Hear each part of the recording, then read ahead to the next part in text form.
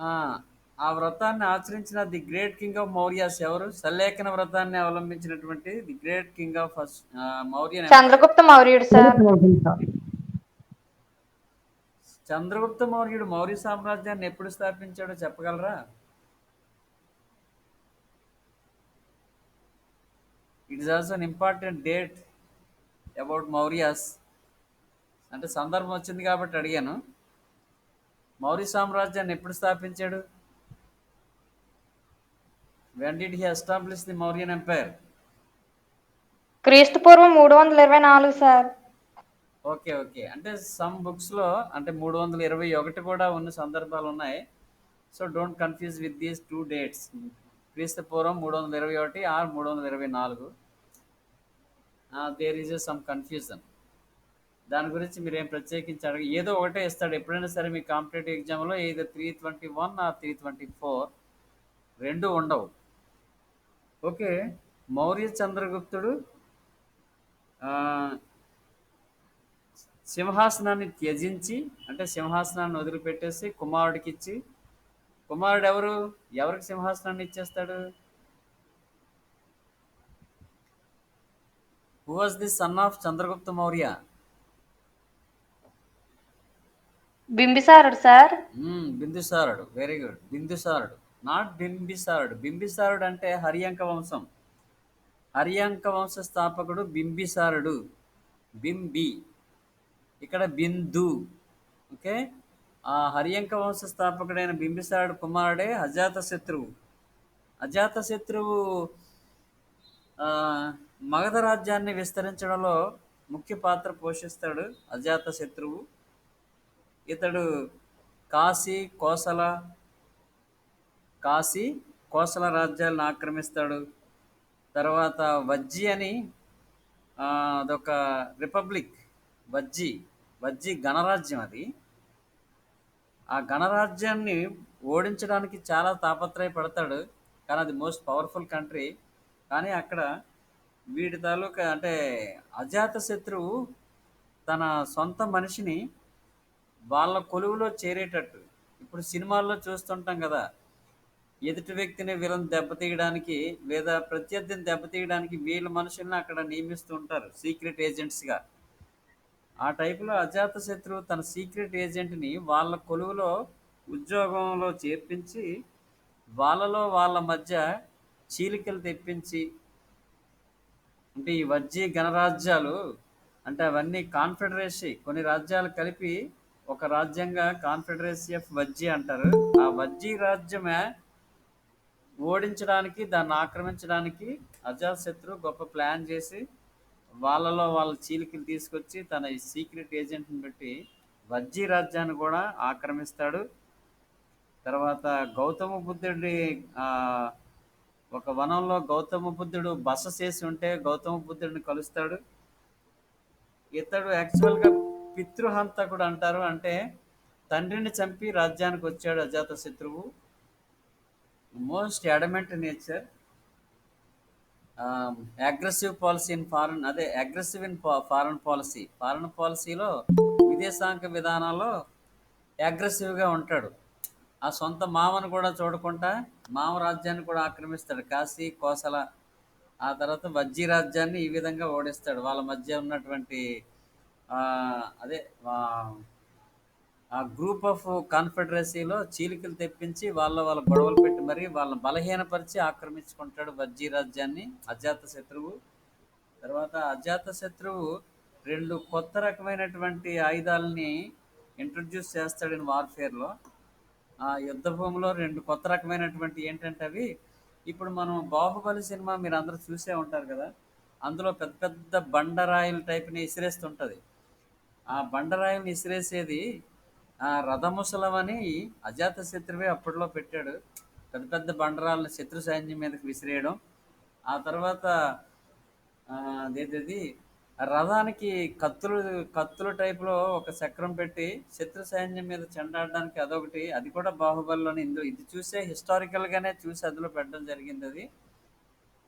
ఆ, ఇది అంటే మనం అనుకుంటాం ఇవేవో కొత్త కొత్త టెక్నిక్స్ కొత్త కొత్తగా భలే ఉన్నాయి అనిపిస్తుంది, కానీ హిస్టరీలో ఇవన్నీ భాగమే. ఇవి అజాతశత్రు అప్పుడే ఉపయోగించాడు ఆ రెండు ఆయుధాలని.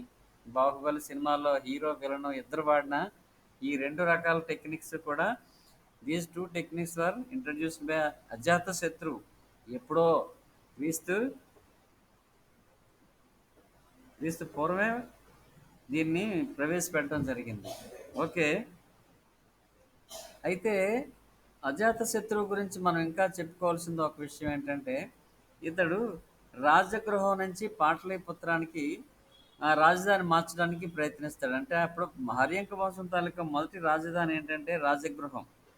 రాజగృహం కంటే పాటలీపుత్రం జలదుర్గం అంటారు. నదుల మధ్య భాగంలో ఈ పాటలీపుత్రాన్ని నిర్మించడం జరిగింది. నదుల మధ్య భాగంలో, అంటే ఆ కోటను చేరుకోవాలనుకుంటే నదులు దాటాలి. ఈలోగా వీళ్ళు అప్రమత్తం అవ్వచ్చు. అయితే గిరివ్రజ కూడా ఆ కొండల మధ్యలో ఉంటుంది. గిరి అంటే పర్వతాలు కదా, పర్వతాల మధ్యలో ఉండేది Girivrajapuram. The first capital of Haryanka dynasty Girivraja. Later పాటలీపుత్రం అనే నగరానికి శంకుస్థాపన చేసి ప్రారంభం చేస్తాడు, కొద్దిగా నిర్మిస్తాడు అజాతశత్రువు.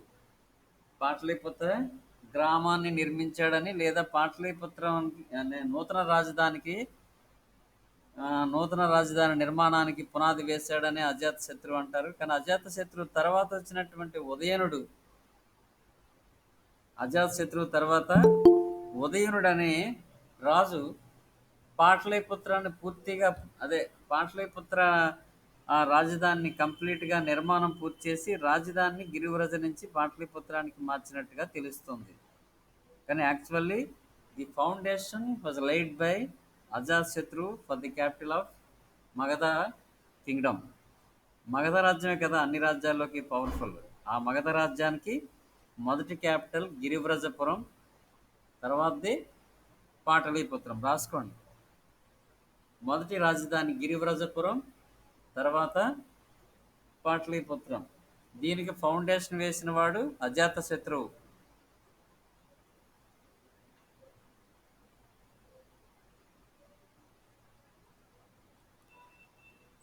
తర్వాత ఇది later it was developed as a capital. క్యాపిటల్గా డెవలప్ అయింది ఈ మగధ రాజ్యానికి రాజధాని. మొదట గిరివ్రజం. ఓకే. అజాతశత్రు పితృహంతకుడు, అంటే తండ్రిని చంపి రాజ్యానికి వచ్చాడని చెప్పాను. కాశీ కోసల రాజ్యాలని, వజ్జి రాజ్యాన్ని కూడా ఆక్రమించాడు. అవి రాసుకుంటారు. తర్వాత వార్ఫేర్లో కొత్త టెక్నిక్లు ఉపయోగించాడని, new techniques introduced by Ajatashatru. ఇతడు జైన మతాన్ని మొదట ఆదరిస్తాడు, తర్వాత బుద్ధుడిని కలిశాక బౌద్ధ మతాన్ని కూడా ఆదరిస్తాడు. ప్రారంభంలో జైన మతాన్ని ఆదరిస్తాడు. After meeting with Buddha he embraced Buddhism and supported the Buddhism.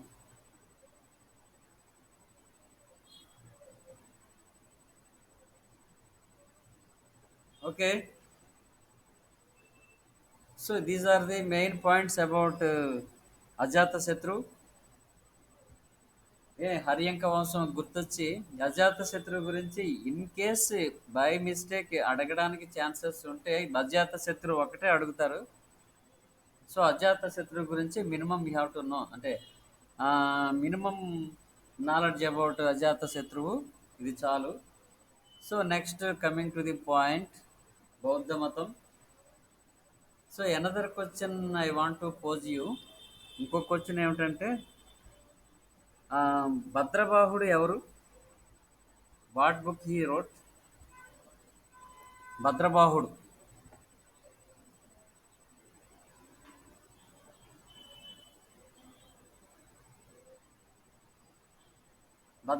ఎవరు?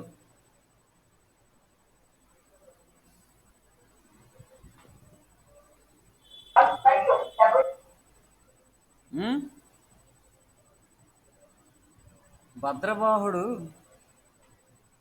జైన మత నాలెడ్జ్ గురించి, జైన మత సిద్ధాంతాల మీద పూర్తి అవగాహన ఉన్నటువంటి ఒక వ్యక్తి దిగంబర సెక్ట్కి నాయకత్వం వహిస్తాడని చెప్పాను. ఈ వాజ్ అకంపనైడ్ టు చంద్రగుప్త మౌర్యతో కలిసి వస్తాడు. కల్పసూత్రాలనే బుక్ రాశాడు. కల్పసూత్రాలనే బుక్ రాస్తాడు. ఈ was the great exponent of Buddhism. Buddhism మీద పూర్తి అవగాహన ఉన్నవాడు. వర్ధమాన మహావీరుడి సిద్ధాంతాల్ని మొత్తం తెలిసినవాడు భద్రబాహుడు. ఈ మాత్రం అన్ని పాయింట్స్ చెప్పక్కర్లేదు, ఒక పాయింట్ చెప్పినా సరిపోతుంది. సో భద్రబాహుడు ఎవరు అన్నప్పుడు he wrote a book called Kalpasutra. It is very authentic book on Jainism. It's an important book on Jainism. దక్షిణ భారతదేశానికి చంద్రగుప్త మౌర్యతో కలిసి వస్తాడని, దిగంబర సెక్ట్ ఇతని సారథ్యంలోనే దక్షిణ భారతదేశంలో ప్రచారం పొందుతుంది. దిగంబర సెక్ట్కి ఈజ్ లీడర్. సో శ్వేతంబరులకి నాయకుడు ఎవరని చెప్పాను? స్థూలభద్రుడు సార్. స్థూలభద్రుడు. Okay, very good. Just 1 minute.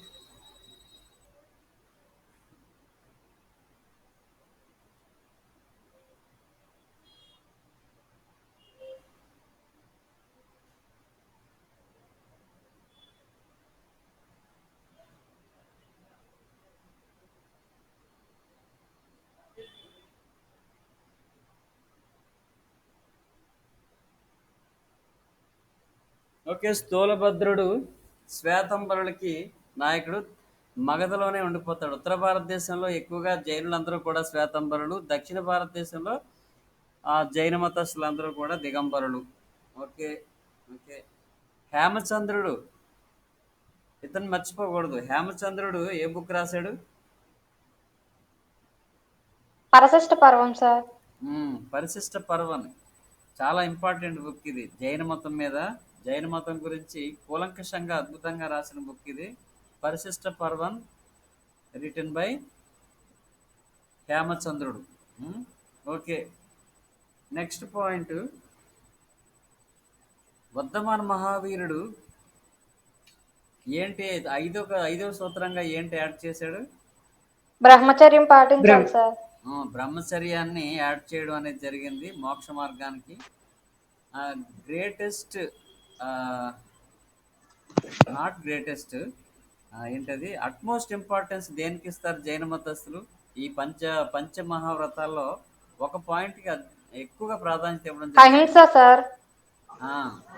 అహింస అంటే జీవహింస. అంటే చాలా ఎక్కువగా ప్రాధాన్యత ఇవ్వడం, అతిగా అహింసగా ప్రాధాన్యత ఇవ్వడం. ఓకే, నెక్స్ట్ ఇప్పుడు మనం బౌద్ధ మతం గురించి వస్తే, బౌద్ధ మతం అనేది వెరీ పాపులర్ అని చెప్పాను. జైన మతం కంటే ఎక్కువగా పాపులర్ అయింది. బౌద్ధ మతం కూడా వైదిక మతానికి వ్యతిరేకంగా ఏర్పడినటువంటి ఒక సెక్ట్ ఇది. వైదిక మతంలో ఉన్నటువంటి కర్మకాండలన్నీ కూడా సామాన్య ప్రజలకి మోక్ష మార్గానికి అందించే దిశలో లేవవి. కేవలం ధనవంతులకి, ఉన్నత వర్గాల వారికి మాత్రమే మోక్ష మార్గాన్ని సూచించే వైదిక మతం సామాన్య ప్రజలకు దూరం అయిపోయింది. పైగా బ్రాహ్మణాధిక్యత మితిమీరిపోయింది వైదిక మతంలో. సో దీన్ని నిరసిస్తూ ఉపనిషత్తుల ఆధారంగా లేదా ఉపనిషత్తులతో ఇన్స్పిరేషన్ పొంది, ఉపనిషత్తులు చదివి ఇన్స్పిరేషన్ పొంది గౌతమ బుద్ధుడు ఈ బౌద్ధ మతాన్ని స్థాపించడం అనేది జరిగింది. కానీ యాక్చువల్గా ఫ్రమ్ ది బిగినింగ్ చెప్పుకోవాలనుకుంటే గౌతమ బుద్ధుడు కూడా ఒక నార్మల్, ఒక క్షత్రియ కుటుంబంలో జన్మించినటువంటి ఒక సాధారణ వ్యక్తియే. కాకపోతే ఇతను చిన్నప్పటి నుంచి ఆధ్యాత్మిక చింతన ఎక్కువగా ఉండడం, శుద్ధోదనుడు ఇతని తాలూకా తండ్రి. గౌతమ బుద్ధుడి తాలూకా ఒరిజినల్ నేము సిద్ధార్థుడు. తండ్రి శుద్ధోదనుడు, తల్లి మాయాదేవి, పెంచిన తల్లి గౌతమి, కాబట్టి గౌతమ బుద్ధుడు అంటారు. సో యశోద, రాహులుడు కుమారుడు. ఇదంతా బయోడేటా. కపిలవస్తు రాజ్యం. శాక్య వంశానికి చెందినవాడు గౌతమ బుద్ధుడు.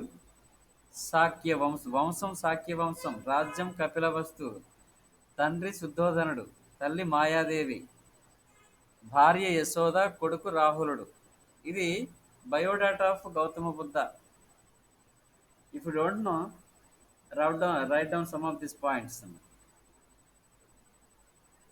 వరుసగా బయోడేటా అంతే.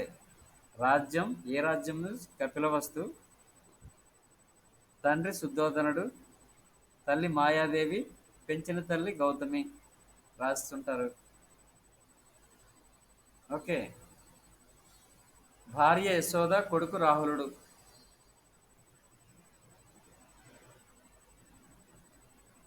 గౌతమ బుద్ధుడు ప్రారంభంలో సిద్ధార్థుడు అనుకుందాం, ప్రస్తుతానికి సిద్ధార్థుడనే పిలవాలి. సిద్ధార్థుడు ప్రారంభంలో ఆధ్యాత్మిక చింతన, ప్రాపంచిక సుఖాల మీద విరక్తి, మౌనంగా ఏదో ఆలోచిస్తూ ధ్యానంలో ఉండే ఒక వ్యక్తిత్వం కలిగినటువంటి వ్యక్తి. సో ఇతనికి పెళ్లి చేస్తే మారుతాడని పెళ్లి చేయడం, పెళ్లి చేసిన తర్వాత కొడుకు పుట్టడం, అయినా ఎటువంటి మార్పు రాకపోవడం. ఆల్ దీస్ పాయింట్స్, ఇవన్నీ కూడా మనం చెప్పుకున్నాం, మీకు గుర్తు చేస్తున్నాను, జస్ట్ రివ్యూ. పెళ్లి చేయడం, పెళ్లి చేసిన తర్వాత కొడుకు కూడా పుట్టాడు, కానీ ఎటువంటి ప్రయోజనం, ఇతనిలో ప్రాపంచిక సుఖాలు లేదా రాజ్యాన్ని పరిపాలించాలనే ఆసక్తి, రాజభోగాలు అనుభవించాలనే ఆసక్తి కానీ ఏవీ లేవు. నిరంతరం ఏదో చింతన, ఆలోచన. ఈ పరిస్థితుల్లో అతని జీవితాన్ని మార్చివేసిన కొన్ని సంఘటనలు కూడా ఆల్ దట్. ఏంటంటే అవి, ఒక శవాన్ని చూసి ఒక వృద్ధుని సన్యాసిని, చూడడం. 4 సంఘటనలు ఉంటాయి కదా. ఒక రోగిష్టి, రోగాలతో బాధపడుతున్నటువంటి ఒక వ్యక్తి, తర్వాత ఒక సన్యాసిని చూసి, ఒక శవాన్ని చూసి మనసంతా కకావికలం అయిపోయి ఆ ఈ దీనికి అంటే ఈ దుఃఖానికి నివారణకు, దుఃఖ నివారణకు మార్గం కనుక్కోవాలి ఎలాగైనా సరే. ఈ దుఃఖం ఎలా పోతుంది అంటే, మనిషి జీవితంలో ఎప్పుడూ కూడా దుఃఖమే కనిపిస్తుంది. మరి ఈ దుఃఖానికి నివారణ ఏంటి? మార్గం కనుక్కోవాలి. అందుకోసం చెప్పజేయకుండా తను వెళ్ళిపోవడం, ఇల్లు విడిచిపెట్టి వెళ్ళిపోవడం, దాన్ని ఏమంటారు? మహావి నిష్క్రమణం అని అంటారు. రాయండి, మహావి నిష్క్రమణం.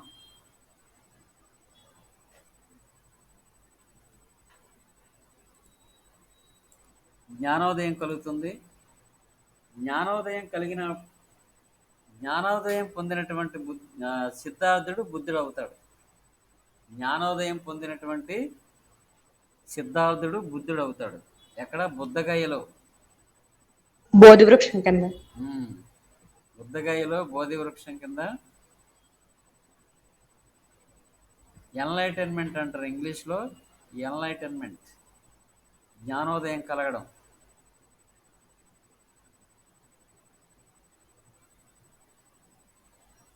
సో తర్వాత తన మొదట 5 శిష్యులకి తను జ్ఞానోదయం పొందినటువంటి ఆ విషయాన్ని, అంటే జ్ఞానోదయం పొందిన తర్వాత దుఃఖ నివారణ కోసం తను బోధించిన మొదటి బోధన ఆర్య సత్యాలు. జ్ఞానోదయం పొందిన వెంటనే తన 5 శిష్యులకు మృగదావనంలో, డీర్ పార్క్లో, సారనాథ్లోని డీర్ పార్క్లో మొదట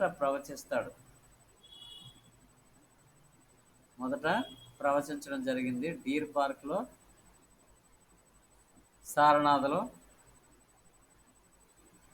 అవేంటవి? ఆర్య సత్యాలు, popularly called as Arya Satya's. ప్రపంచం దుఃఖమయం ఒకటి, దుఃఖానికి కారణం కోరికలు 2. ప్రపంచం దుఃఖమయం అయితే దుఃఖానికి కారణం ఏంటి? కోరికలు నశిస్తే దుఃఖం నశిస్తుంది. 3.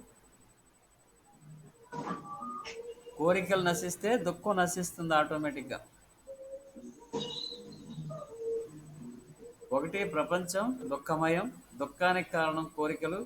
3 కోరికలు నశిస్తే దుఃఖం నశిస్తుంది.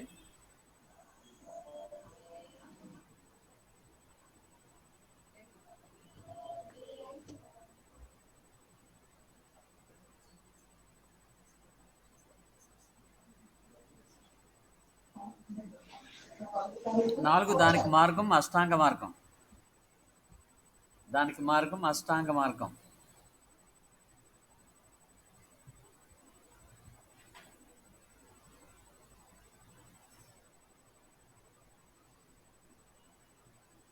ఈ దుఃఖ నివారణకు మార్గం ఏంటి? అష్టాంగ మార్గం.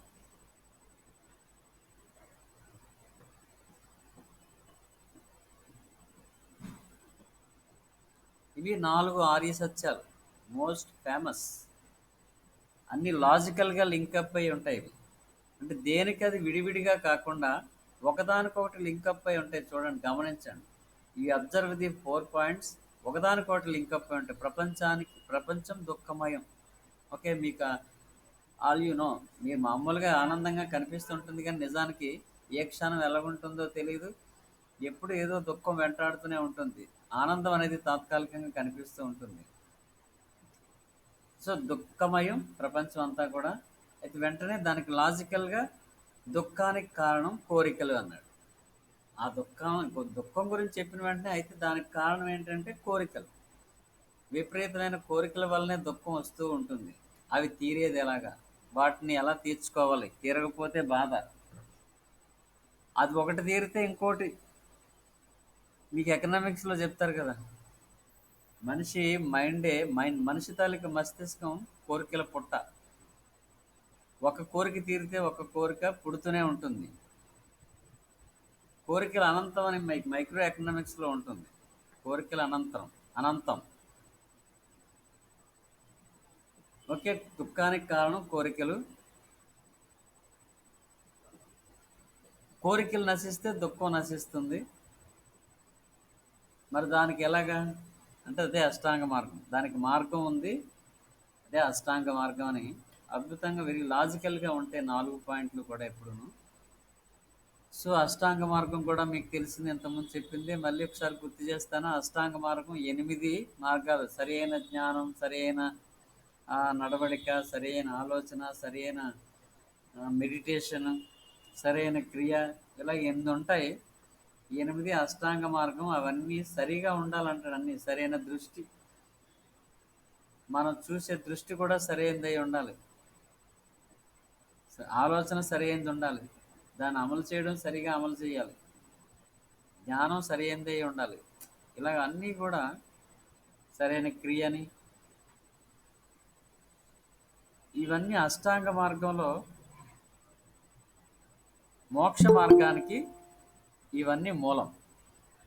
బౌద్ధ మతంలో మోక్షం పొందాలనుకుంటే ఈ అష్టాంగ మార్గాన్ని పాటిస్తే మోక్షం లభిస్తుందని గౌతమ బుద్ధుడు బోధించాడు.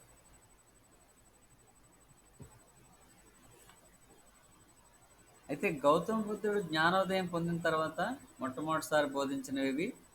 తర్వాత అనేక ప్రాంతాలు సందర్శిస్తాడు గౌతమ బుద్ధుడు. చాలా ప్రాంతాలు సందర్శించి సామాన్య ప్రజలు మాట్లాడుకునే భాషలోనే బోధించేవాడు, మాగధి భాషలో. మాగధి అనేది ఆ కామన్ పీపుల్ మాట్లాడుకునే భాష. అది అంటే సామాన్య ప్రజలకు అర్థమయ్యే భాష ఆ రోజుల్లో మాగధి. ఈ మాగధి భాషలోనే గౌతమ బుద్ధుడు బోధనలు జరిపేవాడు. సామాన్యులకు అందుబాటులో ఉండాలి కదా. సంస్కృతంలో బోధిస్తే ఎవరికి అర్థమవుతుంది? పండితులకు తప్ప. అందుకని సామాన్య ప్రజలకు అర్థమయ్యే భాషలో బోధన. బుద్ధుడి తాలూకా వ్యక్తిత్వం, పర్సనాలిటీ కూడా బౌద్ధ మత ప్రచారానికి ఎక్కువగా తోడ్పడ్డాయి. అతని తాలూకా పర్సనాలిటీ అంటే ఒడ్డు పొడుగు కాదు, అతని వ్యక్తిత్వంతో కూడుకున్నటువంటి నడవడిక, పర్సనాలిటీ. అది తన తాలూకా లాజికల్గా అతను వివరించడం. ఎవరు వచ్చినా కూడా ఎటువంటి ప్రశ్నలు వేసినా వాళ్ళకి కన్విన్స్ చేసే విధంగా అద్భుతంగా సమాధానాలు చెప్పగలగడం. ఓకే, వివాదాస్పదమైనటువంటి విషయాల జోలికి వెళ్ళకపోవడం. ఇప్పుడు భగవంతుడు ఉన్నాడా లేదా అని ఎవరైనా అడిగారు అనుకోండి, ఉన్నాడు అని అంటే ఏడి అని అడుగుతారు, లేడు అంటే ఇంకో క్వశ్చన్ వేస్తారు, లేకపోతే మనందరం ఎలా జీవిస్తున్నాం అంటారు. సో ఇది వివాదాస్పదమైన క్వశ్చన్లు. ఇటువంటి విషయాల్లో మౌనమే వహించేవాడు. అయితే మీకు ఒక ఉదాహరణ చెప్తాను. మామూలుగా ఈశ్వరచంద్ర విద్యాసాగర్ అని మనకి ఇదే సోషల్ అవేకనింగ్లో సాంఘిక సంస్కరణ ఉద్యమంలో వస్తాడు. మీకు నెక్స్ట్ సెకండ్ ఇయర్లో సాంఘిక సంస్కరణ ఉద్యమం 19th సెంచరీలో ఇండియాలో జరిగింది కదా. ఈ సాంఘిక సంస్కరణ ఉద్యమంలో ఈశ్వరచంద్ర విద్యాసాగర్ అని స్త్రీల హక్కుల కోసం వితంతువుల కోసం పోరాడిన మహా గొప్ప వ్యక్తి. అతన్ని ఒకసారి దేవుడు ఉన్నాడా లేదా అని ఇటువంటి ప్రశ్న వేసినప్పుడు, నాకంత టైం లేదు, ఉన్నాడో లేదో అని ఆలోచించే అంత టైం నాకు లేదు, I am busy with my work అని సింపుల్గా తప్పించుకుంటారు. సో అనవసరమైన విషయాల జోలికి వెళ్ళి వాళ్ళతో వాగ్వివాదానికి దిగి గొడవ పడి మనస్సు పాడు చేసుకొని ఇటువంటి అవసరమా? ఇటువంటి వాతావరణం అవసరమా? లేదు కదా. అందుకనే వివాదాస్పదమైనటువంటి విషయాలకి జోలికి వెళ్లకుండా గౌతమ బుద్ధుడి తాలూకా ఆ బోధనలు సామాన్య ప్రజలకి బాగా అందుబాటులోకి వచ్చాయి. It became very popular. At the same time ఇతన్ని ఆదరించినటువంటి గొప్ప గొప్ప రాజులు అజాత శత్రువు అని, అశోకుడని, కనిష్కుడని, తర్వాత కాలంలో వచ్చినటువంటి హర్షవర్ధనుడని, ఇక వైశాలిలోను కాశీలోను కోసల చాలా ప్రాంతాల్లో ఆ రోజుల్లో ప్రజలందరూ కూడా దీనికి బ్రహ్మరథం పట్టిన సందర్భాలు ఉన్నాయి. సో ఇది జైన మత బౌద్ధ మత సిద్ధాంతాల్లో మొదట మనం చెప్పుకోవాల్సింది ఆర్య సత్యాలు. 2 ఆర్య సత్యాల తనంతరం ఆర్య సత్యాలు వెంటనే ఏం చెప్పుకోవాలి? అష్టాంగ మార్గం చెప్పుకోవాలి. అష్టాంగ మార్గం తర్వాత ఏం చెప్పాలి? బౌద్ధ మత సిద్ధాంతాల్లో మధ్య మార్గం. బౌద్ధ మతం ఏం చెప్తుంది? మధ్య మార్గం అంటే సన్యాసం కూడా వద్దు, అలాగని విలాస జీవితం కూడా వద్దని రెండింటినీ రిజెక్ట్ చేస్తుంది. బోత్ లగ్జరీ అండ్ ఆస్టరిటీ అంటే పూర్తిగా సన్యాసం తీసుకొని అన్నీ త్యజించడం. ఇంకోటి లగ్జరీ లైఫ్ని కూడా వ్యతిరేకిస్తుంది. విలాసవంతమైన జీవితం కూడా అధోగతి పాలు చేస్తుంది, అది కూడా వద్దు. మధ్య మార్గం ద్వారా వివాహం చేసుకొని కూడా కుటుంబంతో అంటే గృహస్థ జీవితాన్ని అనుభవిస్తూ మోక్షాన్ని పొందే సరళమైనటువంటి మార్గం బౌద్ధ మతం అని చెప్పుకోవచ్చు. ఇదే మధ్య మార్గం అంటాం. అంటే సన్యాసానికి ఇవతల విలాస జీవితానికి మధ్యలో ఉండేదే మధ్య మార్గం. ఓకే, మధ్య మార్గం అంటే అది. మీకు థర్డ్ పాయింట్గా బౌద్ధ మత సిద్ధాంతాల్లో మధ్య మార్గం అంటే చెప్పుకోవాలి. ఇది అష్టాంగ మార్గం తరువాత రాయండి భలే వినేస్తారు మామూలుగా హరికథలాగా. ఒక ఇంపార్టెంట్ పాయింట్ రాసుకొని దాన్ని మననం చేసుకోవడం, దాన్ని బేస్ చేసుకొని కొంచెం ఆలోచించడం, ఏవో 2-3 లైన్లు రాయగలగడం, అటువంటి ప్రాక్టీస్ ఏది చేయకుండా మీకు చిన్నప్పటి నుంచి బాగా అలవాటు అయిపోయింది ఏంటంటే పరీక్ష ముందు ఏవో గైడో లేకపోతే ఏవో చెప్పిన నోట్స్ ఏవో కంఠస్థ చేసేసి రాసి పడేయడం వితౌట్ థింకింగ్ ఎనీథింగ్, అంటే without getting any clarity on the subject. మనం నేర్చుకునే దాని మీద క్లారిటీ లేకపోవడం వలన అనేక ఇబ్బందులు వస్తాయి తర్వాత కాలంలో. ఉద్యోగాల జాతర అని రకరకాలుగా మీరు వింటున్నారు కదా, ఉద్యోగాలు రకరకాల పోస్టులు తీస్తున్నారని. సో భవిష్యత్తులో గ్రూప్ 2 లాంటి పోస్టులు మళ్ళీ ఎలక్షన్ ముందు ఇంకొక 1-2 వస్తాయి, మీరు అందుతారు. అప్పటికి ఎలక్షన్ నాటికి మీ డిగ్రీ పూర్తి అయిపోతుంది కాబట్టి డిగ్రీ పూర్తి అవ్వబోయేటప్పటికి మీరు ఏదైనా పోటీ పడడానికి కావాల్సినటువంటి విజ్ఞానాన్ని పొందగలగాలి. అలా పొందగలిగితే మీరు అందుకోగలరు. ఎలక్షన్ ముందు వచ్చే నోటిఫికేషన్కి మీరు రెడీ అవ్వగలరు.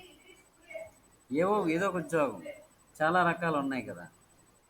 సో మీరు ఏదో కంఠస్థ చేసేసి రాసేసి ఏదో పాస్ అయిపోయాము సర్టిఫికెట్ వచ్చేసిందని సంబరపడిపోతే ప్రయోజనం ఉండదు. ఆ సంబరం తాత్కాలికమే. సో దానికంటే ముందుంది ముసలి పండుగ అన్నట్టుగా ఈ పాస్ అవ్వడం కంటే ఉద్యోగం సంపాదించడమే కష్టం కదా. సో దానికి సంబంధించి దానికోసమని మీరు ప్రతిదీ అర్థవంతంగా నేర్చుకోండి. అర్థం లేకుండా ఏది కంఠస్థ చేయకూడదు, అర్థం చేసుకునే దాన్ని కంఠస్థ చేయాలి. మనం అర్థం చేసుకునే కంఠస్థ చేస్తే మంచిదే, మీరు ఈజీగా దాన్ని రాయగలరు. ఓకే. అర్థమైతే కంఠస్థ ఈజీ అవుతుంది కూడా. మీకు తెలుసో లేదో. అర్థమైన విషయం చాలా ఈజీగా మైండ్‌లో ఉంటది. నిలబడదు. అర్థం కాని విషయం బలవంతంగా మైండ్‌లో పెడితే పరీక్ష రాసేయడం అయిపోగానే పోతుందనమాట. పరీక్షలో ఎప్పుడైతే రాసామో దాని అవసరం తీరిపోతుంది. అది బలవంతంగా ఉంచింది కాబట్టి పోతుంది బయటకి. అది మీకు ఎక్కువ కాలం మీ మైండ్‌లో ఉండదు. అందుకోసం ఏది నేర్చుకున్నా దాన్ని అర్థం చేసుకొని ముందుకెళ్ళాలి. Either history or political science or economics or general studies or anything, either or general English, ఏదైనా కావచ్చు. Without understanding no by heart anything. Okay. So ఈ ఉద్యోగాల నోటిఫికేషన్లు అనేవి మీరు డిగ్రీ పూర్తి అవ్వబోయేటప్పటికి మాత్రం గ్యారంటీగా నోటిఫికేషన్ కరెక్ట్గా అందుతారు ఎలక్షన్కి. So you be ready to face the examination to get a job and live a comfortable life. Okay, next come to the point. మధ్య మార్గం అయిపోయింది. మధ్య మార్గం అనేది బౌద్ధ మతం సిద్ధాంతాలు అది ఒకటిగా మనం చెప్పుకోవచ్చు. తర్వాత బౌద్ధ మతంలో జైన మతంలో త్రిరత్నాలు కానీ ఇక్కడ కూడా మూడు, ఇక్కడ త్రిరత్నాల గురించి చెప్తారు మామూలుగా.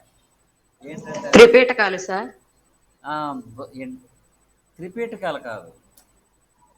బుద్ధం శరణం గచ్చామి, ధర్మం శరణం గచ్చామి, సంఘం శరణం గచ్చామి. మూడు. బుద్ధుడిని శరణు వేడాలి, ధర్మాన్ని శరణు వేడాలి, సంఘాన్ని శరణు వేడాలి.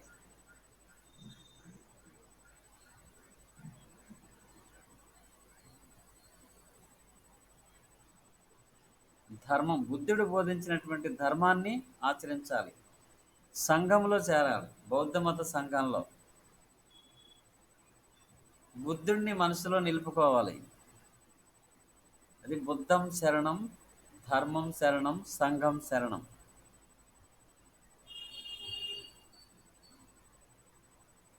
ఇవి త్రిరత్నాలుగా బౌద్ధ మతంలో కూడా పాపులర్ అయ్యాయి.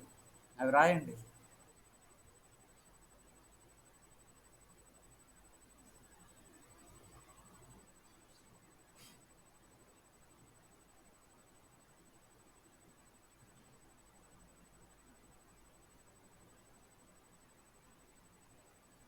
బుద్ధం శరణం, ధర్మం శరణం, సంఘం శరణం.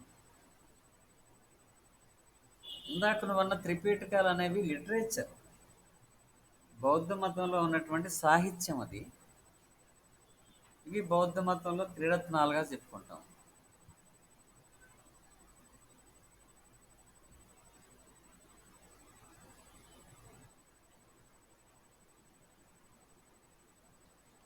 ఇంకా మనం చెప్పుకుంటే బౌద్ధ మతంలో జైన మతం లాగే కర్మ ప్రధానం. అది వెరీ ఇంపార్టెంట్, రాయండి. బౌద్ధ మతం కూడా కర్మ ప్రధానం. The actions of a man, అంటే మనిషి ఆచరించే కర్మలే అతను మోక్ష మార్గాన్ని నిర్దేశిస్తాయి. ఓకే, మనిషి ఆచరించే కర్మలే, మంచి కర్మలైతే మంచి పునర్జన్మ, చెడు కర్మలైతే చెడు పునర్జన్మ.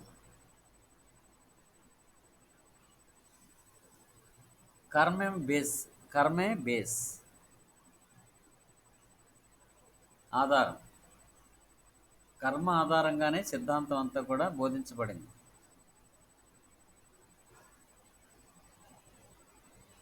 ఇంకా బౌద్ధ మతం ఈ అజ్ఞానం నుంచి కోరికలు తీర్చుకోవడం వల్ల కొన్ని పొరపాట్లు, దాని నుంచి అధర్మం, దాని నుంచి పాపం అంటడం, దాని నుంచి పునర్జన్మలో మళ్ళీ డిగ్రేడ్ అవ్వడం, ఇదంతా ఒక చైన్ ఆఫ్ యాక్షన్స్ అని చెప్తారు. చైన్ అది.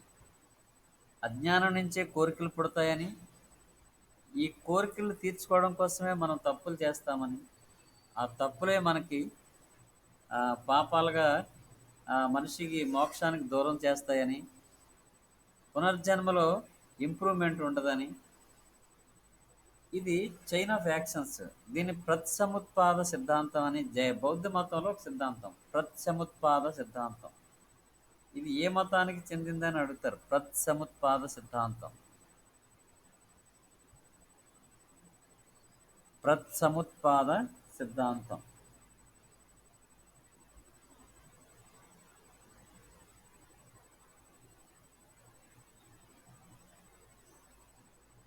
చైన్ ఆఫ్ యాక్షన్స్, ఒకదాని నుంచి ఒకటి అంటుకుంటాయి అన్నీ కూడా.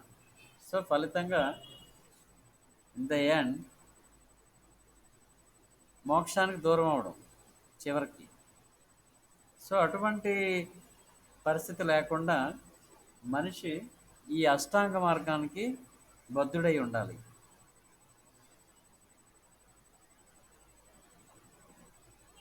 సో అంటే కర్మలు, మంచి కర్మలు అనేవి ఎలా నిర్దేశిస్తాయి అంటే, ఇవి అనేక జన్మల పర్యాంతం ఎక్యుములేట్, మంచంతా ఎక్యుములేట్ అవుతుంది. ఎక్యుములేట్ అయిన తర్వాత చివరికి పాపం అనేది మైనస్, అంటే జీరోకి వచ్చేయాలి. పాపం అనేది ఇంక లేదనుకుంటా.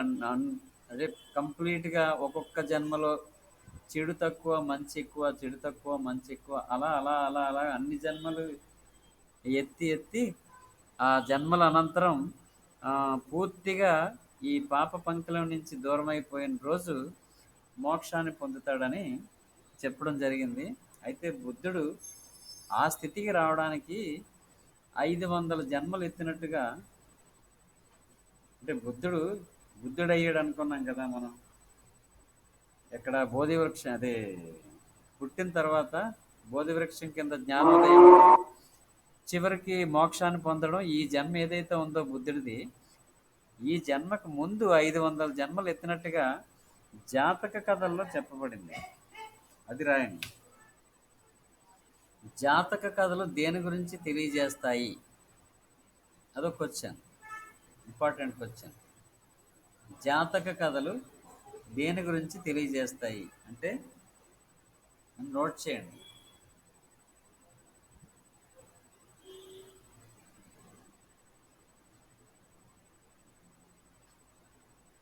బుద్ధుడి పూర్వజన్మల గురించి తెలియజేస్తాయి. జాతక కథలు బుద్ధుడి యొక్క పూర్వజన్మల గురించి తెలియజేస్తాయి. అంటే గతంలో 500 జన్మల్లో బుద్ధుడు ఏం కార్యాలు నిర్వహించాడు, ఏ పనులు చేశాడు, ఎలా బ్రతికాడు అనే విషయం అంతా కూడా ఈ 500 జన్మల్లో బుద్ధుడి తాలూకా జీవనం గురించి, జీవన విధానం గురించి, అతడు చేసినటువంటి కర్మల గురించి కూడా ఈ జాతక కథలు వివరిస్తాయి అన్నమాట.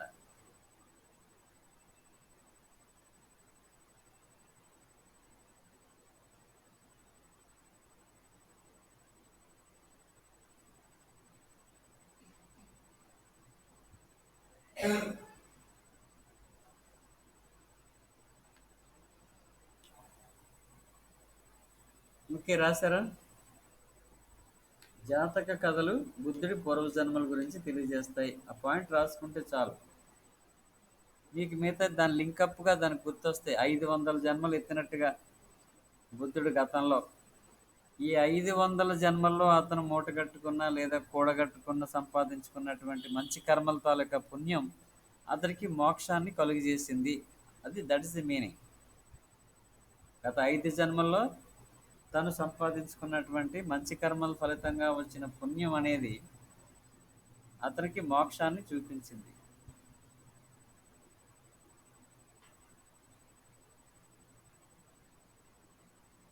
అసలు మోక్షం అంటే ఏమిటి? మళ్ళీ జన్మ అంటూ ఉండకూడదు. అంటే మళ్ళీ మళ్ళీ పునర్జన్మ ఎత్తి ఈ రకరకాల ఈతి బాధలు పడుతూ, నానా యాతన పడుతూ, ఈ ప్రపంచం అంతా దుఃఖమయం అన్నాడు కదా. అసలే ఈ దుఃఖంలో కృంగిపోయే కంటే పూర్తిగా అసలు జన్మంటూ మరుజన్మంటూ లేకుండా నిరంతరము, అంటే కేవలం పునర్జన్మ లేకపోవడం ఒకటి కాదు, మళ్ళీ జన్మ లేకుండా నిరంతరం ఆనందమయ స్థితిలో ఉండడం. ఆత్మ అనేది always in bliss. The bliss అంటే అదొక అలౌకిక ఆనందం. అది ఎప్పటికీ కూడా ఆత్మ నిత్య ఆనందంలో ఉండే స్థితి అనమాట అది. ఆ స్థితే మోక్షం అంటారు. ఆ స్థితే మోక్షం. అది అకార్డింగ్ టు బౌద్ధ మతం. హిందూ మతంలో అలా ఉండదుగా. హిందూ మతంలో వేరే చెప్తారు. పుణ్యాత్ములు స్వర్గానికి, పాపాత్ములు నరకానికి వెళ్తారని, పూర్తిగా పుణ్యం చేసుకున్న వాళ్ళందరూ అక్కడే ఉంటారు, పూర్తిగా ఆ స్వర్గంలోనే నిరంతరం ఆనందంగా ఉంటారని అదొక ఇది ఉంది, ఒక సిద్ధాంతం. అంటే తను ఆచరించినటువంటి కర్మకాండలు, యజ్ఞయాగాదుల తాలూకా ఫలితం అయిపోయిన వెంటనే మళ్ళీ నరకానికి వస్తాడని, మరుజన్మ ఎత్తుతాడని అదొక సిద్ధాంతం ఉంది. సో ఎనీహౌ, మోక్ష మార్గం అంటే బౌద్ధ మతం ప్రకారం నిత్య ఆనందమయ స్థితి. నిత్యం, ఆల్వేస్.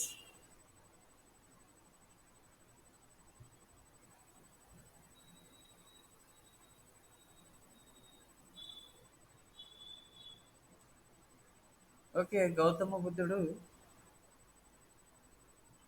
చాలా సింపుల్ లైఫ్,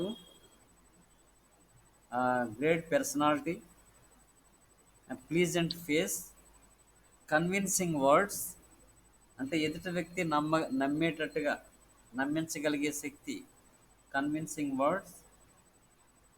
తర్వాత ఆ, ఈజీగా అర్థమయ్యే భాష ఉంటుంది కదా, ఈజీగా అర్థమయ్యే మాగధి భాషలో ఈ బోధన చేయడం వలన చాలా ప్రభావవంతంగా, ఎఫెక్టివ్గా ప్రజల మధ్యకి చేరింది బౌద్ధ మతం. It is easy to adopt anybody. It is easy to adopt, అంటే దీన్నే ఆచరించడానికి చాలా సులభం. మధ్య మార్గం చెప్పింది.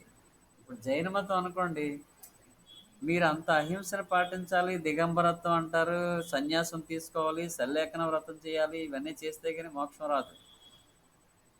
సో అది ఎంత కష్టం మీకు తెలిసిందే. అంత కష్టం మామూలు సామాన్య ప్రజలు భరించలేరు. ఎవరో గొప్ప గొప్ప వాళ్ళు తప్ప సామాన్య ప్రజలు జైన మతంలో చెప్పినటువంటి మోక్ష మార్గం కష్టం. పూర్తిగా సల్లేఖన వ్రతం అని, అంత మితిమీరిన అహింసావాదం అని, ఇవన్నీ కష్టంతో కూడుకున్నవి. కానీ బౌద్ధ మతంలో మధ్య మార్గం చెప్పారు కదా. అంటే గృహస్థ జీవితాన్ని కూడా ఎంజాయ్ చేయొచ్చు, పెళ్లి చేసుకోవచ్చు, పిల్లలు కానొచ్చు, బాధ్యతలు నిర్వహించవచ్చు, ధర్మాన్ని పాటించవచ్చు, చివరికి మోక్షాన్ని పొందే అవకాశం ఉంది. ఓకే, అది దానికి దీనికి తేడా.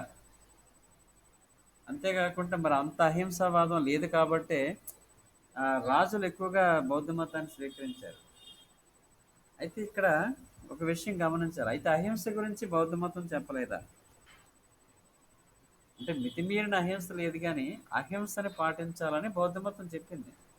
అహింస అనేది, అహింస పరమోధర్మం. అహింస అనేది అందరూ పాటించాల్సిన ధర్మమే.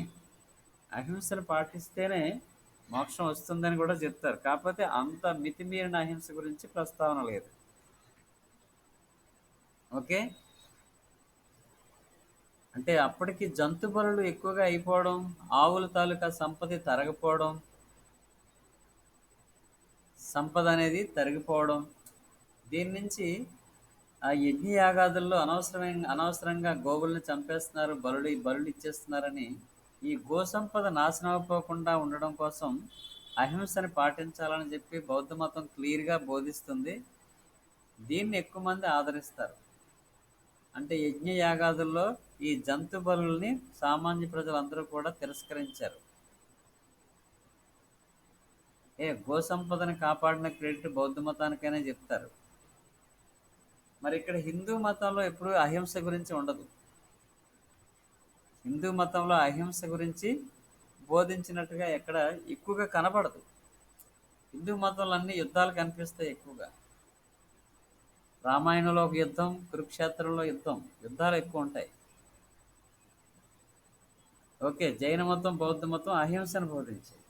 అంటే కర్మ ప్రధానం, అహింస ప్రధానం, ధర్మ ప్రధానం. ఏంటవి? కర్మ ప్రధానం 2, అహింస ప్రధానం. కాకపోతే అందులో ఇంటెన్సిటీ జైన మతానికి ఎక్కువ ఉంటుంది, అహింస గురించి దీనికి తక్కువ ఉంటుంది. ధర్మ ప్రధానం, ధర్మాన్ని ఆచరించాలి. So these are the main points. Okay, అయితే బౌద్ధ మతంలో ఇంకా బౌద్ధ మత సాహిత్యం, బౌద్ధ మత సంగీతులు, బౌద్ధ మతం విడిపోవడం, బౌద్ధ మతాన్ని ఏ ఏ రాజులు ఆదరించారు, తర్వాత ఎందుకు భారతదేశంలో క్షీణించింది. Next in the next class we will discuss on Monday. Will meet again. Okay, thank you. Okay, sir. Thank you, sir. Thank you, sir. Bye, sir. Bye.